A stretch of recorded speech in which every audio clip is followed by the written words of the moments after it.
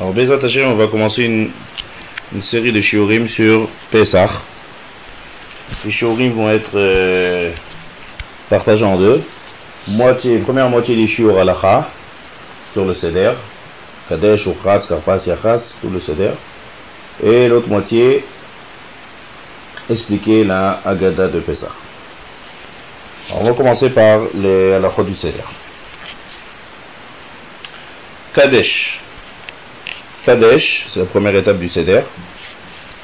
Donc on commence par le kiddush. Avant d'expliquer les simanim du seder, on va un peu expliquer en général les mitzvot qu'on a ce soir du seder. On a beaucoup de mitzvot. On a des mitzvot de Horaïta, de la Torah, et des mitzvot de Rabbanan. Sur les mitzvot de Horaïta, qui sont liés directement à Pesach, il y en a deux. Il y a la mitzvah du kiddush. Et c'est pas forcément directement lié à Pessah, c'est tout lié à Shabbatot et lié à Mutovim, mais mitzvah de Horaïta de faire le Kiddush. À part cette mitzvah-là, on a deux mitzvot qui sont spéciales pour Pessah. Quels sont les deux mitzvot Minatora qu'on a durant le soir du Seder? Première mitzvah Minatora, c'est de manger kazaït de matzah, comme il est marqué dans la Torah, Tochelu matzot. Tochelu matzot. Et on a une mitzvah, deuxième mitzvah de la Torah, Veigadta lebincha, bayom haou lemor, ba'avurze asa Hashem li betzetim mitzrayim. De raconter à ses enfants, raconter en général, les sipour de Yetziat Mitzrayim, le Magid. Donc ce sont les deux mitzvot de Horaïta. Manger le kazaï de matzah et raconter la sortie d'Égypte. On a Kamouvan le Birkat Hamazon aussi qui est d'Horaïta, mais quand je dis deux mitzvot d'Horaïta, c'est ce qui est directement lié à la fête de Pesach. Donc Birkat Hamazon c'est Minatora, et Kiddush aussi c'est Minatora, mais ça c'est tout le temps. Maintenant, il y a des mitzvot de Chachamim, et on sait très bien que lorsque les Chachamim font des mitzvot, Ikar c'est fait pour renforcer les mitzvot de la Torah. Il y a quelque chose d'intéressant dans la mitzvot Minatora, dans ces deux mitzvot qui sont Minatora, de raconter et de manger le kazaït. Il y a un lien entre les deux. On aurait pu faire les deux mitzvot de Horaïta séparément. C'est-à-dire que peut-être après la tfila le soir, raconter la sortie d'Égypte, et après se mettre à table et d'accomplir directement, comme toutes les séoudot, de manger directement, de faire motzi, de manger le kazaït de matzah. Mais la Torah fait bien, mais bien ça en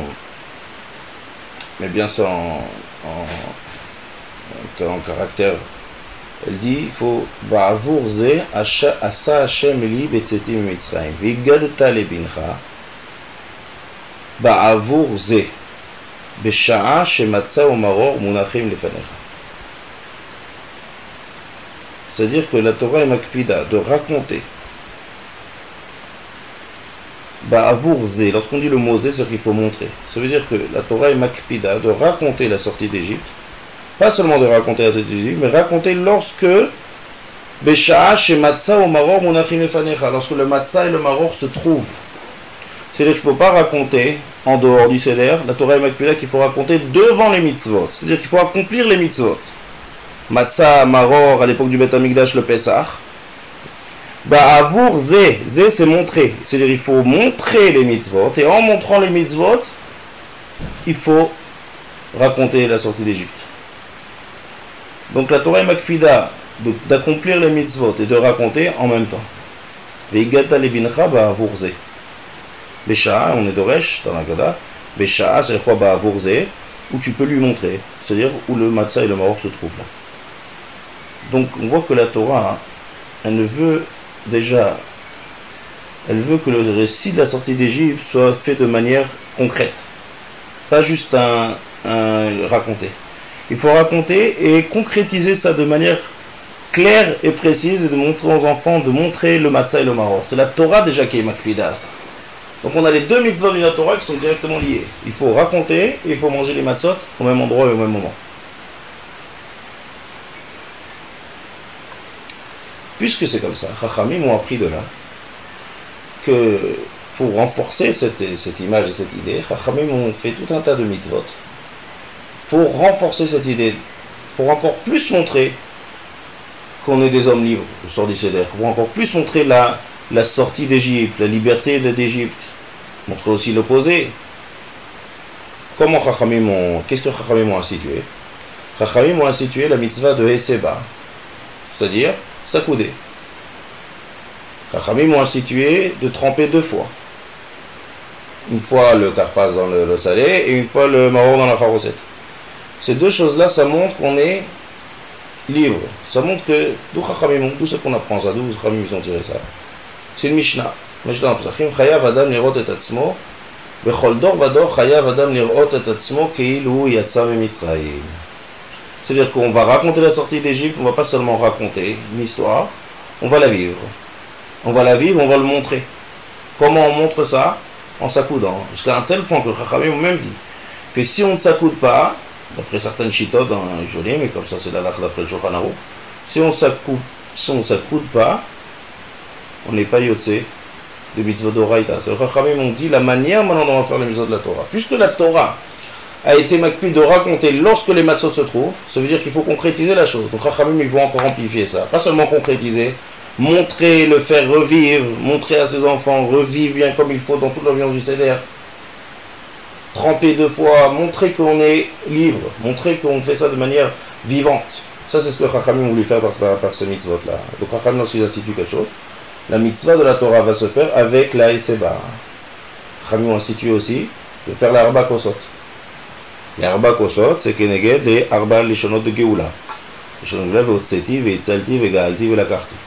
Le Chinour dit, pourquoi on fait par exemple Kiddush, les Shabbatot sur du vin. Rémi la Torah, d'après la Torah, ça suffit juste de dire Baruch Ata Hashem et Kadesh HaShabbat. C'est fini, on a accompli la mitzvah min Torah. Pourquoi on a besoin de prendre un verre de vin? Le Chinour explique que le vin, c'est une boisson que tout le monde est mitpael, que tout le monde est, ça marque le coup. Donc lorsqu'on lève, comme on dit, on lève un verre de vin, lorsqu'on prend du vin et l'homme s'éveille par rapport au vin, le vin ça fait renforcer les choses, donc ça rend les choses plus vivantes. Donc lorsque l'homme va faire kiddush sur du vin, la mitzvah de kiddush va avoir plus d'ampleur. Comme ça c'est tous les shabbatot et yamim tovim. Comme ça c'est lorsqu'on fait la choupa, lorsqu'on fait brit mila, toujours on prend un verre de vin. Pareil le soir du seder. On va encore plus donner de couleurs, plus donner de décor, plus donner de vie et de faire de manière vivante le sipour à son détiat mitzrayim. Chayav adam lirot atzmo keilu yatsa mitzrayim. Donc Chachamim ont institué Arba Kosot Shel Yain, qui sont situés selon tout le long du Seder. Donc on voit ici un point commun à toutes les mitzvot de Oraita et de Rabbanan. Raconter la sortie d'Égypte de manière vivante, c'est-à-dire pendant que les matzot sont là. Donc, lorsqu'on accomplit la mitzvah de matzah et de maror et du korban Pesach, il faut que ça vaille en même temps avec le sipour de l'Etziat Mitzrayim. Ça c'est déjà de la Torah qu'on a déjà appris ça, c'est un passage clair de la Torah. Aujourd'hui on n'a que 2 mitzvot d'Oraita, que la matzah et que la sipour de l'Etziat Mitzrayim. Et toutes les mitzvot de Chachamim qui viennent vers Tzakouder, tremper 2 fois et faire la Arba Kosot, tout ça, ça vient encore plus amplifier, encore plus donner d'ampleur pour que le sipour de l'Etziat Mitzrayim soit bien ancré en nous et dans nos enfants. Ça c'est une introduction en gros pour toutes les mitzvot du Seder. Maintenant on va passer à la chod technique du Kadesh. Donc comme on a dit, on a la mitzvah de Kiddush et on a la mitzvah de un premier cause de Arba Kosot. Maintenant, dans le Kiddush, normalement on n'est pas obligé. Une grande différence entre ce Kadesh là, il est spécial parce que dans les Kiddush on n'est même pas obligé de goûter. Ce qu'on goûte c'est juste pour Kivuv Mitzvah. Il suffit d'écouter le Kiddush, Shabbat, Yom Tov, on écoute le Kiddush, on dit Amen et c'est fini. On est Yotze. Parce que là, il y a aussi la mitzvah d'Arba Kosot. Donc, il faut que chacun ait un verre. C'est pas comme le Kiddush de Shabbat, il n'y a que le chef de famille qui a le cause de Kiddush. On écoute, après on distribue une goutte. Là, il faut que chacun ait son verre pour accomplir la mitzvah. Chacun, il faut qu'il ait un verre. On ne peut pas être Yotze avec le cause que le verre et le balabé boit. Donc, même aux enfants, c'est comme Mouvan, le Ikar du Seder, c'est pour les enfants, c'est le Chinour des enfants. Femmes, hommes et femmes, il n'y a aucune différence le soir du Seder. La Chagav, les femmes, une autre halakha, que les femmes, il faut savoir qu'avant le Seder, on dit le Hallel au Bet Knesset avec Bracha. Les femmes aussi doivent dire le Hallel avec Bracha avant de commencer le Seder. Donc, avant de commencer le Seder, il faut dire aux femmes, si elles n'ont pas dit le Hallel, qu'elles fassent le Hallel avec Bracha, Asher Kideshel Mustav Zano, Ligmor et Hallel, lire tout le Hallel. Hallel Shalem. Il n'y a aucune différence entre les hommes et les femmes le soir du Seder. Malgré qu'il y a un klal qui nous dit que mitzvah tasesa shazman grama nashim pturot, c'est-à-dire que des mitzvot qui dépendent du temps, les femmes sont Torot. Mais Pessah, c'est spécial. Pessah, déjà, on fait partie du Nes, Baruch, Myriam Alevia, Tov Beyada, c'est pour le Israël, c'était homme, femme, enfant. Mais, surtout Beikar, le Ta'am, c'est la mitzvah de Matzah. La Torah elle a mis le issour de Chametz, de manger du Chametz, avec le issour de manger avec la mitzvah de manger de la matzah. Donc tout celui. Donc voilà que les femmes n'ont pas le droit de manger de Chametz, puisque c'est un lave de la Torah, ça s'accomplit hommes et femmes. Et puisque les femmes sont concernées par l'interdiction du Chametz, donc elles sont aussi concernées par l'obligation de manger de la matzah. Et puisque les femmes sont obligées de manger de la matzah le soir du Seder, et c'est la mitzvah centrale du Seder, donc toutes les mitzvahs du Seder, elles tournent autour de la matzah. Toutes les mitzvot, ça tourne autour de la matzah. Donc, elles sont chavot de toutes les mitzvot du Seder, hommes et femmes. Donc, les femmes prennent un verre, les enfants aussi prennent un verre, mitzvah trinour. Une autre différence qu'il y a des chitotes. Il y en a qui pensent de mettre que ça suffit de boire révite du verre. Mais il y a des déotes qui pensent que puisque c'est mitzvot arba kosot, donc il faut boire tout le verre, le chatrila. Pedi avad, la moitié, un peu plus que la moitié que le verre, le rove du verre. Donc là, c'est bien d'être rocher, chez cette déa. Quelqu'un qui a bu révite, c'est sûr qu'il est yotzé. Mais c'est bien d'être rocher cette déa et de boire l'intégralité du verre. Tout le verre, kolakos. Pas juste goûter comme tous les autres kiddush. Ensuite, il faut boire du vin. Il faut même se forcer à boire du vin. Si quelqu'un pour lui c'est difficile, il prendra du jus de raisin. Mais il faut faire un effort d'afka de boire du vin et si possible vin adom, vin rouge. La quantité du verre minimale pour boire c'est 8,6 centilitres. Pas moins que ça. Pour quelqu'un du mal pour vin qui prenne un petit verre de 8,6, 9 centilitres et qui boive l'intégralité du verre. Shechianu, faut dire Shechianu. Les femmes, c'est bien qu'elles disent Shechianu aussi au kiddush, c'est-à-dire qu'elles seront yotzées par le kiddush que le balabaït fait, et pas au moment de la kataner. Si jamais une femme a un minag de dire Shechianu de la katanerot, alors il ne faut pas qu'elle réponde amen au Shechianu du kiddush. On a parlé tout à l'heure de la mitzvah de Esseba, donc il faut s'appuyer. Comment on fait Esseba? Alors Esseba, ça consiste de deux choses. En même temps, il faut s'incliner et il faut s'appuyer. C'est-à-dire, exemple technique, si on a le dos d'une chaise, on prend le dos de la chaise, on tourne la chaise, on met le dos du côté gauche, on se penche vers le dos de la chaise, on s'appuie sur le dos de la chaise. Ou bien on peut faire ça aussi avec la table. Se mettre à bouger sa chaise vers la droite, s'incliner vers la table et s'appuyer sur la table. S'il manque un des deux, c'est pas une esseba. Si quelqu'un s'incline, alors comme on va s'incliner du côté gauche, même un gaucher, il faut qu'il s'incline du côté gauche. Maintenant, si on s'incline et qu'on ne s'appuie pas, ça ne s'appelle pas esseba. Esseba, comme on a expliqué tout à l'heure, c'est Chachamim qui oublie de se sentir aisé, de se sentir qu'on est bnérorim. Quelqu'un qui s'incline et qui ne s'appuie pas, c'est pas du tout, c'est pas comme ça. C'est pas comme ça d'abord qu'on s'accoudait à l'époque, et puis c'est pas du tout aisé, c'est difficile. Donc il faut qu'il s'appuie. Si quelqu'un s'appuie, c'est-à-dire par exemple il est assis sur la table, et il s'accoude sur la table, et sans s'incliner. C'est-à-dire il met sa main comme ça sur son front, il s'appuie sur la table sans s'incliner vers la gauche, ça aussi c'est pas esseba. Ça c'est quelqu'un qui est doeg, quelqu'un qui est aveugle, barminam, comme ça qu'il est. Il est triste, il pense à quelque chose, il a la tête lourde, alors il s'appuie comme ça. Mais sans s'incliner. Donc s'appuyer sans s'incliner ou s'incliner sans s'appuyer, c'est pas essai. Il faut s'incliner vers la gauche et s'appuyer. Comme on a dit tout à l'heure, si l'homme n'a pas fait esseba ou dans le arba kosot ou dans le kazaï de la matzah, il doit recommencer. D'après le date du Shulchan Aruch, il faut reprendre. Le Rama, les Ashkenazim ont plus de coulottes par rapport à ce moment-là. D'après le Shulchan Aruch, il faut qu'il recommence. Une femme ne recommence pas. Parce qu'il y a des déotes qui disent que les femmes ne doivent pas s'accouder. Donc une femme ne recommence pas. Là, ça c'est le Kadesh. Ensuite, Urchatz. Urchatz, il faut se laver les mains. Pourquoi il faut se laver les mains? Parce qu'on va prendre après le karpas, on va tremper dans l'eau salée. Et toute chose qu'on émet tabel de mashkin, c'est-à-dire un légume qu'on trempe dans de l'eau, il faut faire netila. Parce que le Taz, il dit manishtana. Il une remontrance pour les gens qui n'ont pas l'habitude de se laver les mains hein, lorsque les légumes sont mouillés. Il dit Manishtana, pourquoi, qu'est-ce qui se passe ce soir? Tout le monde fait Netila lorsqu'ils trempent quelque chose, des salades trempées, et toute l'année ils vont pas. Alors il dit un Manishtana, il vient du Moussa pour dire qu'il faut savoir cette halakha, toute l'année, c'est pas seulement le soir du Seder, c'est une halakha. Toutes choses qu'on trempe avec les 7 mashkim, un des mashkim donc et l'autre salé, dès que le légume est mouillé et qu'on mange directement le légume, il faut un légume cru, il faut faire Netila. Donc un fruit aussi qu'on a rincé, il faut aussi faire Netila. Sans bracha. Netila sans bracha. Ça c'est le Urchatz. Karpas. Donc on prend un petit bout de karpas, il se trouve sur le plateau d'ailleurs, et on trempe dans l'eau salée, et on mange. On fait bourré péré adama, et on mange. Alors, il faut comprendre plusieurs choses dans le karpas. Première chose, est-ce que c'est une mitzvah de manger le karpas? Si c'est une mitzvah de manger le karpas, donc c'est une mitzvah de chachamim ont institué. Donc si c'est une mitzvah de manger, donc pourquoi ne pas faire comme toutes les achilot du soir du seder? C'est-à-dire manger la matzah, il faut aussi kazaït, 27 grammes, il faut maror, il faut kazaït. Pourquoi le karpas on ne fait pas kazaït? On est obligé de dire que le karpas, il n'y a pas de mitzvah de manger le karpas. S'il y avait une mitzvah de manger le karpas, on aurait fait Asher Kideshanu et mitzvotav et tzivanu al achilat karpas.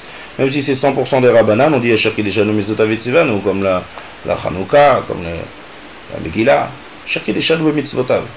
Mais là, il n'y a pas de mitzvah de manger. Alors pourquoi vraiment institué de prendre un morceau de karpas? Comme ça, au début du seder, on a fait kiddush, on prend un morceau de karpas, quel est l'intérêt? Alors l'explication d'après le pshat, là on rentre dans une autre catégorie de mitzvot de chachamim, le soir du seder. Il y a des minhagi et une mitzvah de chachamim. Par exemple, il y a une mitzvah, le soir du seder, de distribuer des bonbons aux enfants. Klayot vegozim. Il y a une mitzvah, le soir du seder, un minhag de enlever, avant de commencer Manishtana, d'enlever la kahara, d'enlever le plateau. Il y a une mitzvah de tremper, de prendre le karpas et de le tremper dans l'eau salée. Le pshat, d'après le pshat, pourquoi on trempe le karpas dans l'eau salée? Pour éveiller l'intention des enfants. C'est-à-dire que puisque le hikar de la mitzvah, c'est de raconter à ses enfants, donc il faut les intéresser. Donc il faut faire plein de choses comme ça, bizarres, pour éveiller l'attention des enfants. Et une fois qu'on éveille l'attention des enfants, ils vont être amenés eux-mêmes à poser des vraies questions sur le Secours 17 Mitzrayim. Et donc arriver à leur répondre après, à leur raconter le Secours 17 Mitzrayim. Donc la vraie raison à le pshat, pourquoi on prend le karpas? Il y a d'autres raisons comme le Kabbalah, toutes sortes de raisons. Et le pshat pachout, pourquoi on fait le karpas? C'est pour éveiller l'intention des enfants. Et donc si c'est pour éveiller l'intention des enfants, il n'y a pas de mitzvah de manger le karpas. Et il a juste de prendre un petit bout, de tremper et de montrer. Maintenant. Qu'est-ce qu'on fait dans le karpas? Combien on mange? Qu'est-ce qu'il faut faire? Alors d'abord je vais dire la halakha, après je vais vous expliquer quelle est l'explication de cette halakha.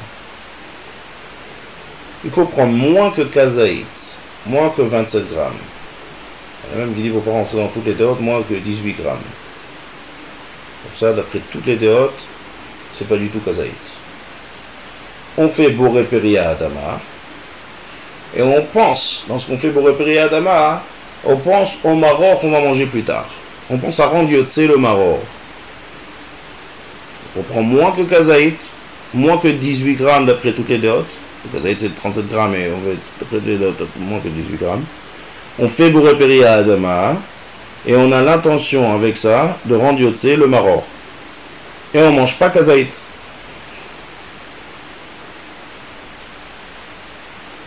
Alors, quelle est l'explication de ça? Pourquoi je dois penser au maror? Quel rapport maintenant karpas? Le maror c'est dans longtemps. Alors pour expliquer cette halakha, il faut comprendre un peu les ilchot brachot. Alors je vais dire brièvement.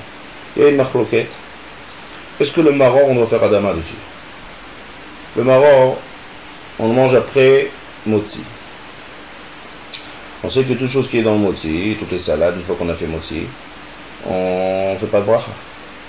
Mais là, le maror, c'est spécial. Le maror, c'est pas une simple salade. Le maror, ça se mange pas avec la matzah. C'est le korach qu'on va manger avec la matzah. Mais lorsqu'on mange le maror, on est makpid de ne pas manger avec la matzah. Donc il y a une machloket. Est-ce que, du fait qu'on est makpid, on fait attention de manger le maror sans matzah, Donc, est-ce que la matzah, elle va être poter le maror? Est-ce que je dois faire adama ou je dois pas faire adama? C'est une marloquette. Deuxième marloquette. Est-ce que le boré péré adama que je vais faire sur le karpas, est-ce qu'il va être bon pour le boré péré adama que je veux faire sur le maror? Il y a beaucoup de temps qui passe, il y a tout le maguide au milieu. Est-ce que le maguide ça fait un F sec? Est-ce que ça coupe ou ça coupe pas? Alors, il y en a qui pensent que ça marche. On peut faire boré péré adama. Le boré péré adama que je fais sur le karpas, il est valable aussi sur le maror, même s'il y a beaucoup de temps qui passe au milieu. Pourquoi? Parce que je ne suis pas en train de parler d'autres choses qui n'ont rien à voir. Je suis toujours en train de parler du maguide et de Sitziat Mitzrayim. Donc il y a un lien. Et il y en a qui pensent non, c'est un F sec. Maintenant, celui qui pense qu'on doit faire boré péré adama sur le maror, il pense que c'est pas un F sec. Donc d'après lui, je peux manger du karpas, je peux manger même plus que kazaï de karpas, il n'y a pas de problème, je ne fais pas boré nefashot. Je pense, lorsque je mange mon karpas, au maror. Et le maror, c'est quoi la bracha harona du maror? Le maror, c'est sûr, d'après tout le monde, on ne fait pas boré nefashot. Parce que dans notre j'ai fait motzi, on a déjà mangé de la matzah avant. Donc lorsque maintenant, je veux manger le maror, on va manger kazaï de maror. La bracha harona du maror, ça va être le birkat Amazon. Parce que c'est inclus dans la Seouda. Donc le birkat Amazon, je vais faire sur le maror. Puisque j'ai lié le karpas avec le maror, et d'après Sadéar, il n'y a pas de problème, c'est pas un F sec. Donc je peux manger même plus que kazaï de karpas. Le birkat Amazon, il va être poter, le karpas et le maror et toute la Seouda. Mais d'après la deuxième DA, il pense que c'est un F sec. Le adama du karpas, il n'a rien à voir avec le adama du maror. Alors qu'est-ce qu'on fait avec le maror? Eux, ils pensent qu'on n'a pas besoin de faire adama, on a fait motzi. Donc d'après eux, si je mange plus que kazaït de karpas, puisque le karpas, il n'a rien à voir avec le maror, donc je dois faire boré nefashot. Donc maintenant, j'ai d'après ces deux déotes. J'ai une marloquette, que je dois faire boré nefashot si j'ai mangé un kazaït de karpas. Donc ça, c'est les deux marloquettes. Est-ce qu'on fait adama sur le maror, on fait pas adama sur le maror? Est-ce que l'adama du karpas, il est lié au adama du maror, ou c'est trop loin, et ça fait un F sec? Et donc, conséquence de ces deux marloquettes, est-ce que si je mange plus que kazaït de karpas, est-ce que je dois faire boré nefashot ou pas? Pour ne pas rentrer dans tous ces marloquettes, et pour être recherché à toutes les mchitot, alors on rend yotse le adama du maror avec le karpas parce que peut-être qu'il faut faire adama. Adama, je ne peux pas faire parce que ça fait que bachot laquelle, il y en a qui disent qu'on ne fait pas. Je pense à me rendre yotse, et manafchar. Si jamais je pense à me rendre yotse avec le karpas, alors c'est bien. Et si je pense qu'on n'a pas besoin de faire adama, donc j'ai pas besoin, je ne fais pas de bracha, donc je fais pas adama sur le maror. Et je mange moins que kazaït de karpas pour pas rentrer dans la marloquette. Est-ce que je dois faire boré nefashot ou pas? Parce qu'il y en a qui pensent qu'on fait boré nefashot, il y en a qui pensent qu'on ne fait pas boré nefashot. Donc pour sortir de toutes les déotes, pour pas rentrer dans les marloquettes et pour être recherché toutes les chitotes, on prend moins que kazaït de karpas, on fait boré péré adama et on pense au maror. Voilà, ça c'est la halachot. Kadesh ou pas, kadesh ou chatz ve karpas. Maintenant on va passer à Agada shel Pessah. Alors Agada shel Pessah, les shiurim qu'on va faire, on va essayer de voir surtout le plan de la Agada. Comment la Agada est construite, en combien de thèmes c'est séparé, en combien de parties c'est séparé, quelle est l'explication de la Agada, sur quoi c'est basé. On ne va pas faire beaucoup de tridushim, on ne va pas traduire chaque morceau, mais surtout ce qui est très important de savoir, c'est comment la Agada est formée. Lorsqu'on sait, quel est le plan clair, lorsqu'on a un plan clair de tout le déroulement de la Agada, morceau après morceau, on a beaucoup plus de facilité à raconter, on sait où mener, on sait où il faut s'attarder, on sait où qu'il faut parler, donc c'est Khashuv Mod. Donc pour l'instant, on va commencer avec le premier morceau de la Agada. Halachma Anya. Donc on commence le Maguid. On commence le Maguid avec ce morceau en araméen, Halachma Anya. Quand on dit Ha, ça veut dire qu'on monte celui-là. Donc on a le minag de prendre la moitié de matzah qui se trouve entre les deux matzot. C'est la matzah qu'on a coupée au yachas. Il nous reste un grand bout qu'on a laissé pour la fikoman. Il nous reste le petit bout de un kazaït, le petit bout de la matzah. C'est le kazaït qu'on va étudier de la chova de achilat matzah. Donc on prend ce morceau et on dit Ha lachma anya. Ce pain, en français on traduit le pain de misère. On va voir. C'est pas une très bonne traduction. C'est le pain pauvre. C'est-à-dire quoi le pain ania, le pain pauvre? C'est-à-dire c'est un pain qui en ingrédients est pauvre. C'est-à-dire quoi? Il n'a que du farine et eau. On n'a rien rajouté avec. Dans un pain, on rajoute de la levure, on rajoute toutes sortes d'ingrédients. Et là, il n'y a que du pain et de l'eau. C'est avec ça qu'on est au-dessus de la chouvat de matzah. Dès que c'est matzah ashira, inverse du ani, matzah ashira, c'est-à-dire qu'on a rajouté là-bas des œufs, du vin. Mais la matzah qui est ania, c'est la matzah qui a que le farine et eau, pauvre en ingrédients. Et c'est avec ça qu'on est au-dessus de la chouvat de matzah. Donc on prend ce matzah, on dit ha lachma ania. Il y a un deuxième pirouche au mot ania dans la Gemara. Le mot ania, c'est vient du mot la'anot. C'est quoi la'anot? Répondre. Répondre quoi? Aux questions. C'est-à-dire, c'est un pain qu'on parle beaucoup. Le pain des matzot, on parle beaucoup sur ce pain avant de le manger. On ne mange pas directement comme toutes les seudot. On parle beaucoup avant. Qu'est-ce qu'on parle? La mitzvah de Sipur Yetziat Mitzrayim, comme on a vu tout à l'heure. La Torah nous dit, Ba'avour ze, Asa Hashem li vigata lebincha, Bayom ha'u lemor, Ba'avour ze, Besha'a shematza u'maror, Unachim lefanecha. Comme on l'a dit tout à l'heure. La bouche, avec la fête de Pessah, s'appelle Pessah. La bouche, elle a deux fonctions. Ou bien on mange, ou bien on parle. Donc là, maintenant, on a les deux mitzvot qui sont avec la bouche. Un mitzvah où on mange, c'est une mitzvah de achila, mitzvah minatora de manger.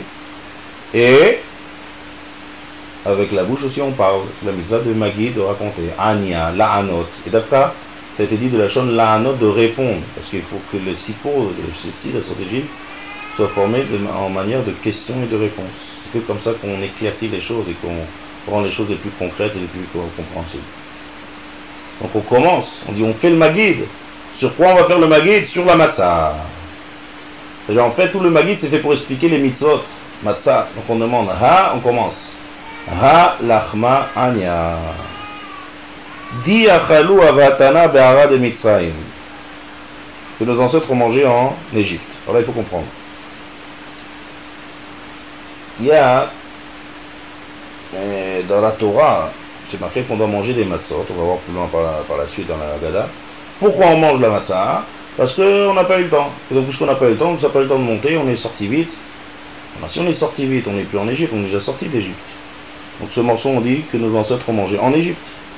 Alors il y a Bémet de Mefarshim sur la Haggadah qui explique qu'au moment où il travaillait, les esclaves, Ben Ezra, il dit qu'il a vu des esclaves qu'on leur donne à manger de la matzah. Pourquoi? Parce que comme c'est plus long à digérer, donc les esclaves, on a un pain pauvre, qui en même temps les fait tenir plus pour travailler plus. Comme ça, c'est le pain qu'on donnait ça aux Avadim.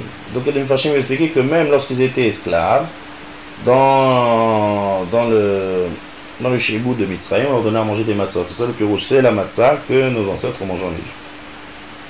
Maintenant, le Maharam Prague, lui, il donne un autre pirouche. C'est difficile d'expliquer ce pirouche dans Halachma Ania. Maintenant, on parle de la sortie de Yetziat Mitzrayim, on va raconter les Sipur Yetziat Mitzrayim.